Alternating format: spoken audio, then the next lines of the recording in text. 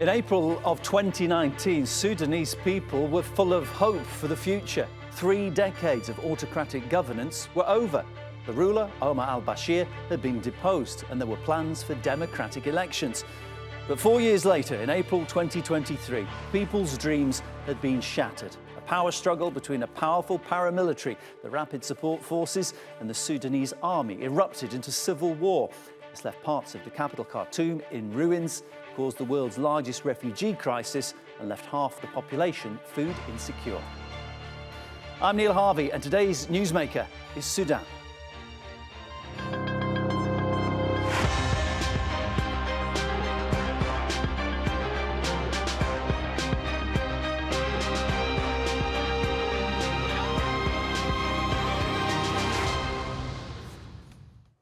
It's almost dropped off the news radar, overshadowed by the war on Gaza and the conflict in Ukraine. But the fighting still rages. On Tuesday, Sudan's army retook control of the state broadcast building in a suburb of Khartoum. But as you can see here, the Rapid Support Forces, shown in yellow, control vast swathes of the country, including most of the capital. Sudan's army has even been forced to relocate its headquarters to the eastern coastal city of Port Sudan. Here's a look at how the conflict has unfolded. Nearly 1 year on, and Sudan continues to grapple with the devastating effects of its civil war. And most of the country has turned into a battleground, with Khartoum being the main stage. Volunteers say more than 2,000 people have been trapped in the capital's Al Shajara neighborhood for months. As fighting between the Rapid Support Forces, or RSF, and the army continues, civilians are left without basic necessities. The situation in Al Shajara is very dire, catastrophic. No matter how I try to explain, it is very difficult to reflect the reality in the Shajara area. The Al Shajara area, since the start of the war, is under siege imposed by the Rapid Support Forces militias. In April last year, the power struggle between the RSF leader Hemedti and the army chief Abdel al-Burhan escalated into a full-blown conflict, plunging the nation into chaos. Both sides stand accused of crimes against humanity, including genocide and ethnic cleansing. The humanitarian crisis is staggering. The UN says the conflict threatens to trigger the world's largest hunger crisis. The humanitarian crisis in Sudan is reaching colossal proportions. Fully half the population, some 25 million people, need life-saving assistance. Over 14,000 people have been killed, although that number is likely far higher. Sudan is now home to the world's largest international displacement crisis, with 6.3 million people seeking safety within the country since the beginning of the conflict. And another 1.7 million people have fled to neighboring countries. But could there be a glimmer of hope amidst the chaos? Some civilian-led initiatives are striving for peace, while international pressure mounts for a resolution. Last week, the UN Security Council called for an immediate ceasefire during the Muslim holy month of Ramadan.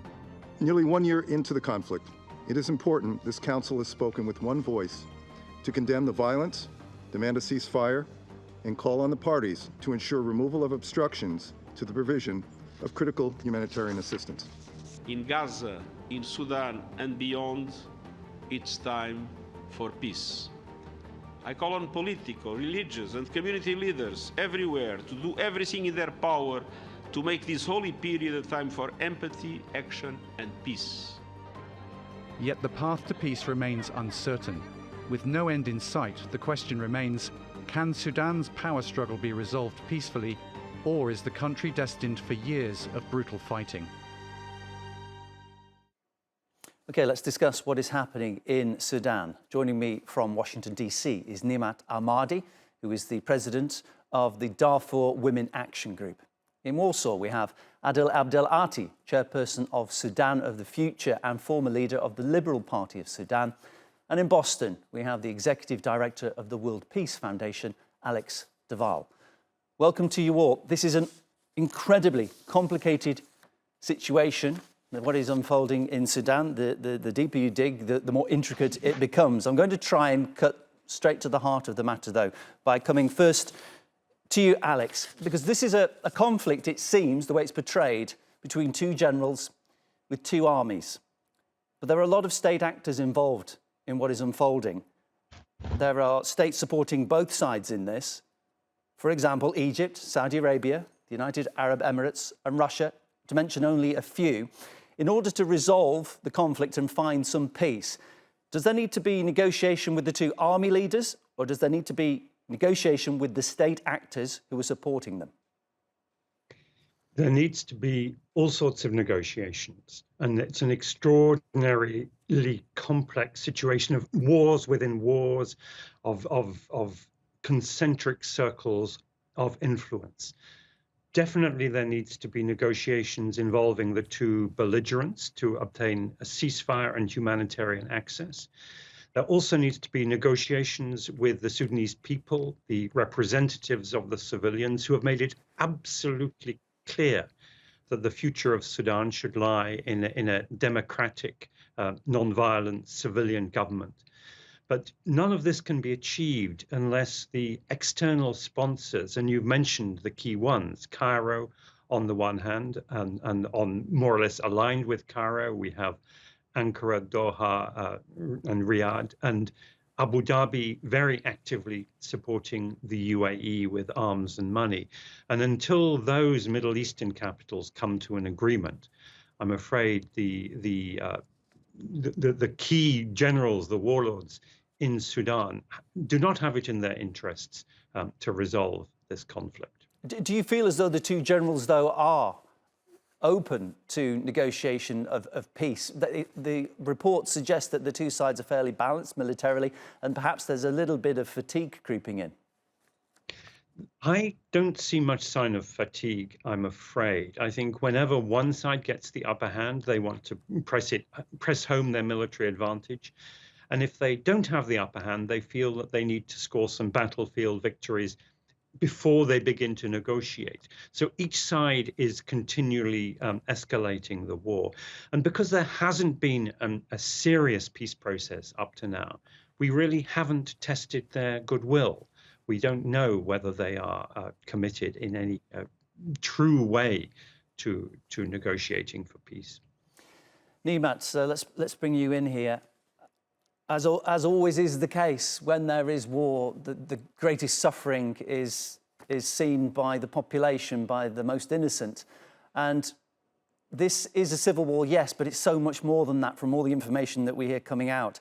There's also reports of ethnic cleansing, abduction, rape.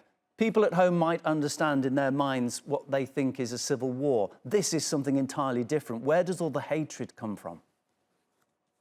Well, absolutely agree with you. It is not a civil war. What it has appeared to see, like you can see in Khartoum, clearly the rapid support forces and the government are confronting one another.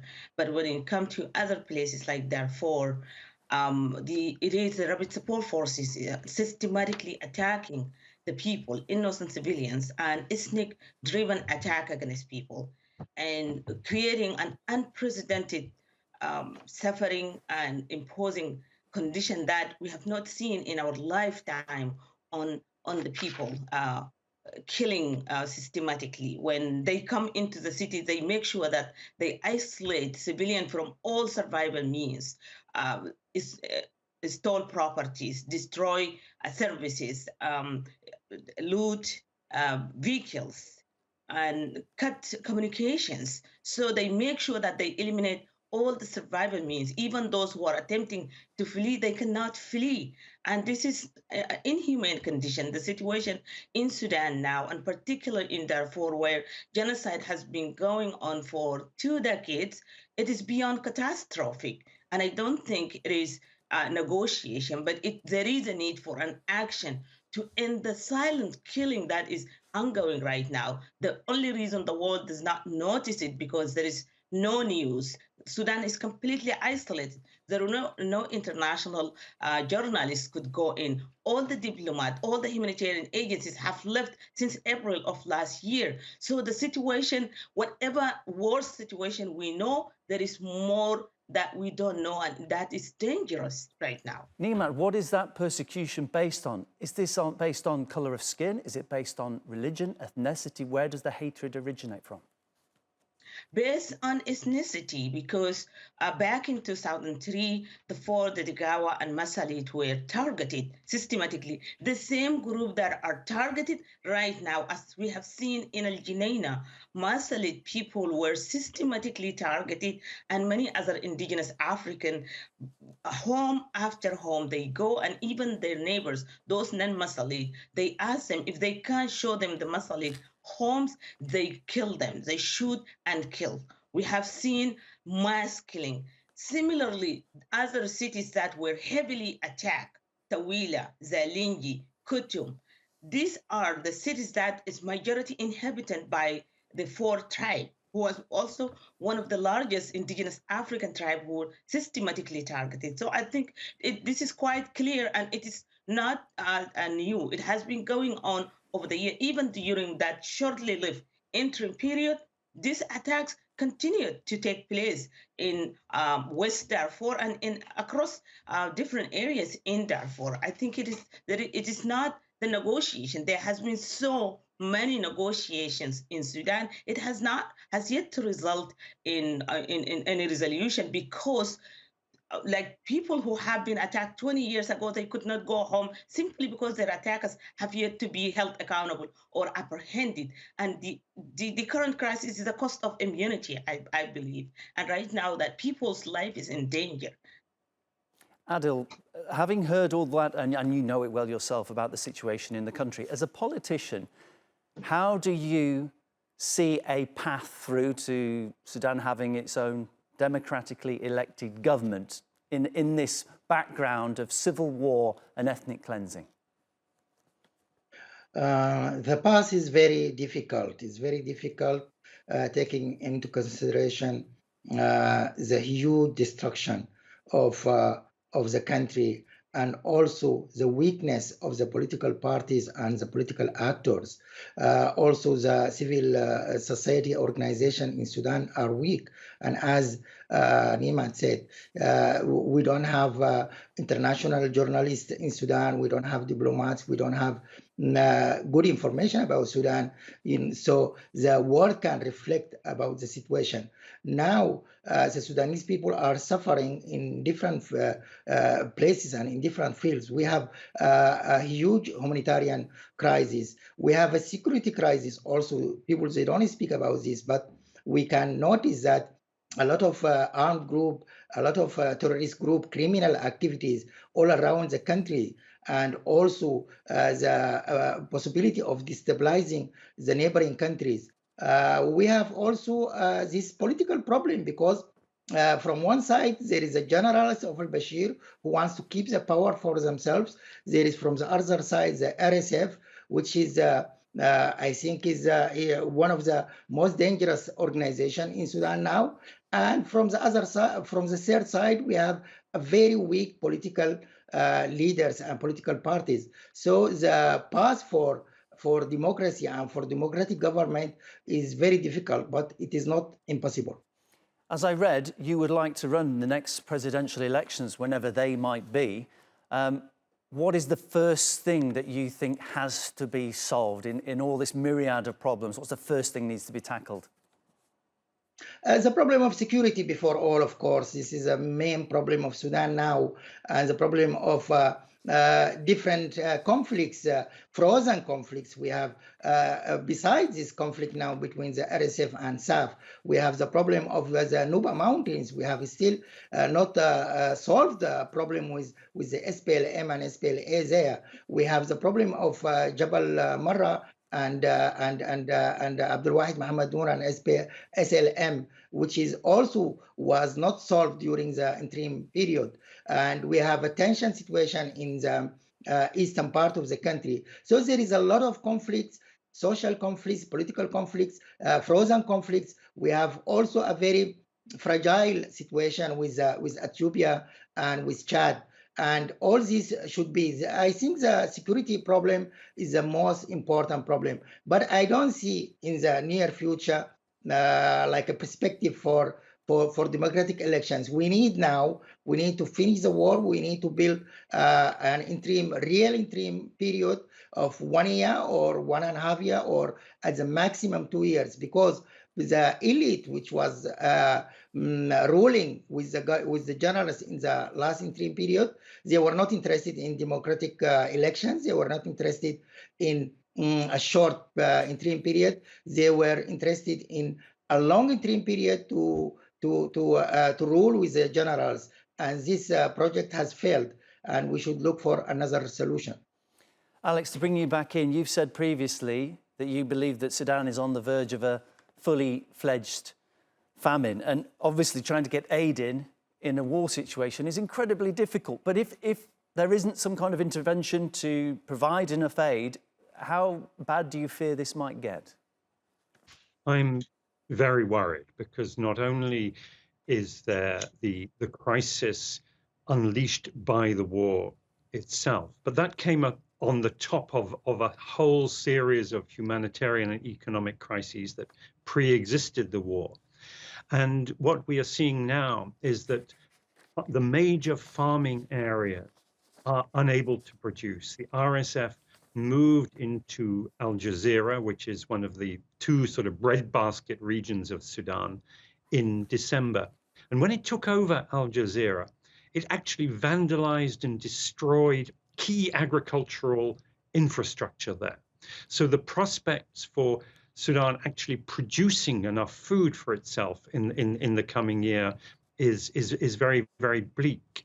And on the other side, the Sudan Armed Forces has insisted, it's only just relented a little bit, but it has been insisting that no aid should flow into those huge areas controlled by the RSF.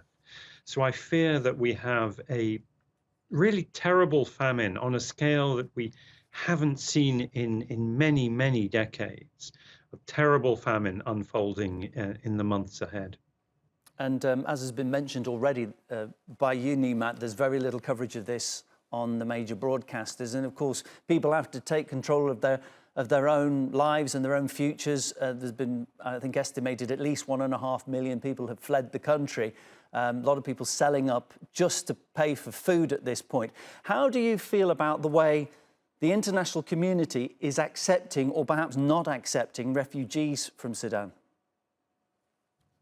It is a very unfortunate situation, and I think the international community and many countries are following their obligation toward the Sudanese refugees, because these people have not choose to come. They are forced to come to these countries in the first place.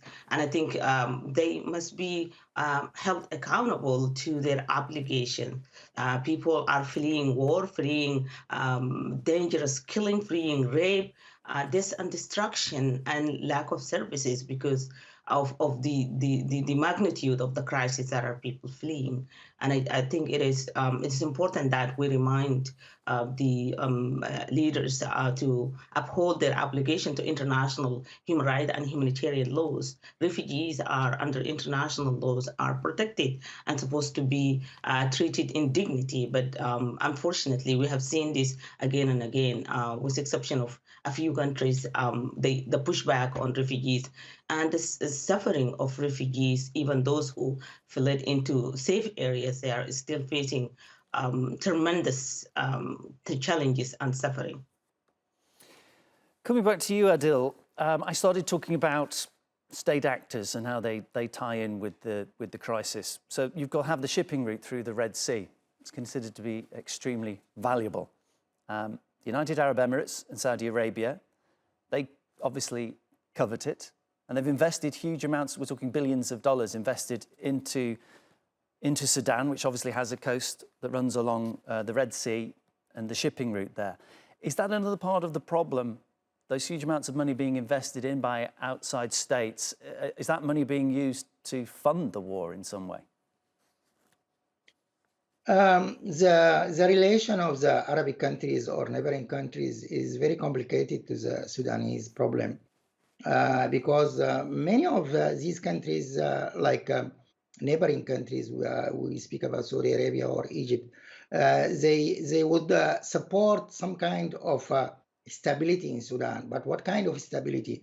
Because you can't build stability on dictatorship or on weak governments like we had on the interim period.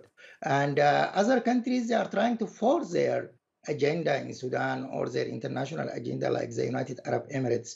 And also they invested a lot of money, but also they invested in this war by supporting the RSF. Of course, I think they had the idea, or they were convinced that the RSF will take power in a very short time. They did not predict that the war will take 1 year or more. But at the end of the day, the situation now, we have some of these countries involved in the war, and at the same time they are trying to be involved in the peace process.